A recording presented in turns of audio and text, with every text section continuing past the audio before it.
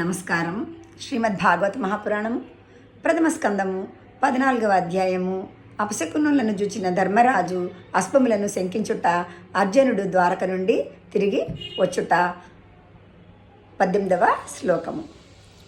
నద్యో నదాశ్చక్షుభితాః నరాంసి చ మనాంసి చ నజ్వలత్యగ్నిరాజ్యేన కాలోయం కిం విధాస్యతి.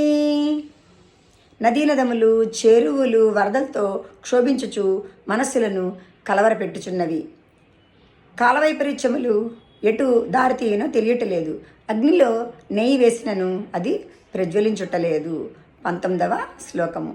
నపిబంతి స్తనం వచ్చ నదుహ్యంతి చ మాతరః రుదంత్యశ్రుముఖా గావో నహృష్యంత్య వృషభావ్రజే. దూడలు పాలు త్రావటలేదు, గోవులు తమ దూడలకు పాలు ఇచ్చుటలేదు. ఆవులు కన్నీరు కార్చుచు అమ్మ అని అరచుచున్నవి. గోకులమున వృషభములు దుఃఖించుచున్నవి. 20వ శ్లోకము. దైవతాని రుదంతీవ స్విధ్యంతి ప్రచలంతి చ ఇమే జనపదా గ్రామాః పురోద్యానాకరాశ్రమాః భ్రష్టశ్రియో నిరానందాః కిమగం దర్శయంతి నః.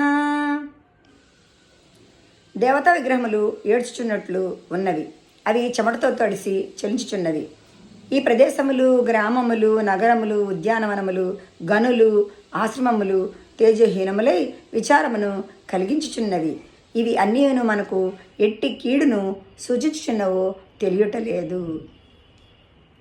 ధన్యవాదములు.